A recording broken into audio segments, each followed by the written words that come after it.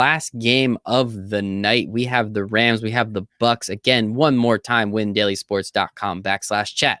7 free days in our expert Discord chat. You get to talk DFS, get to talk betting, get to talk gambling, get to talk fun, get to talk sweats, man. It's fun to sweat with your friends. I promise you that. I promise you that. It is way more fun that way. As you said, Jason, we have the Rams. We have the Bucs. Bucs opened as 3.5-point favorites.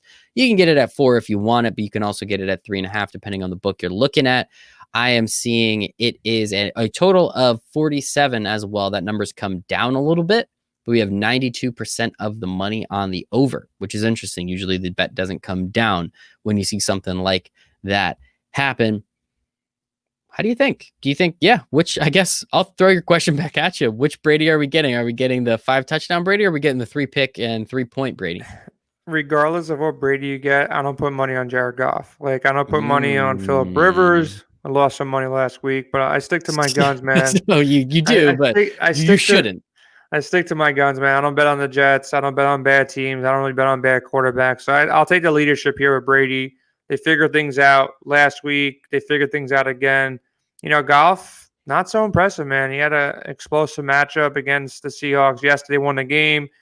Yes, he played pretty well, but it's going to be a lot tougher for him on the road against Tampa. Tampa's defense is balanced. They'll stop the run. He'll be forced to throw the ball, and he'll make mistakes. And Cooper Kupp, not really, he's taken a step backwards this year. Robert Woods, pretty consistent doing his thing. Josh Reynolds has been a bright spot for them. But I don't really believe in the Rams here. I think the Buccaneers are the team to beat. And, it's too little points for Tom at home with the weapons that he has. He's going to figure things out. Smart dude. Really smart dude to play this long in the NFL.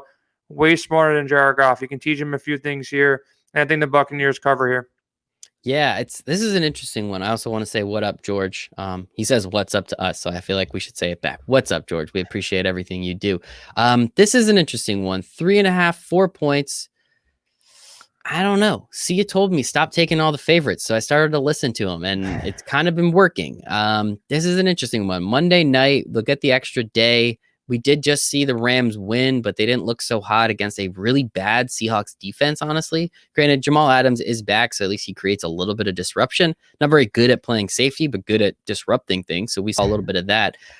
It's an interesting one, man. It's really interesting. I think I lean Sean McVay and his pretty face and sunshine over there. I don't know why, though. I really don't know why. So maybe I just talked myself out of it.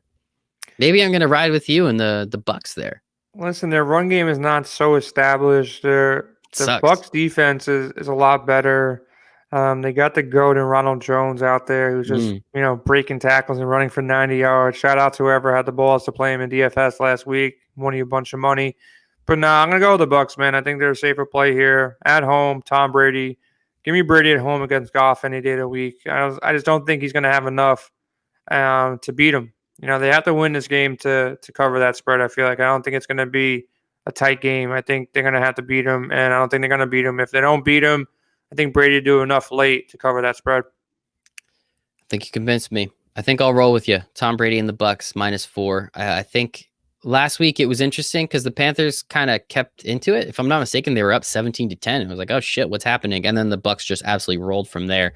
I do think that Jared Goff is kind of dumb, and he gets played way too much money, and the Rams run offense is not there. I would say that defensive line is fierce.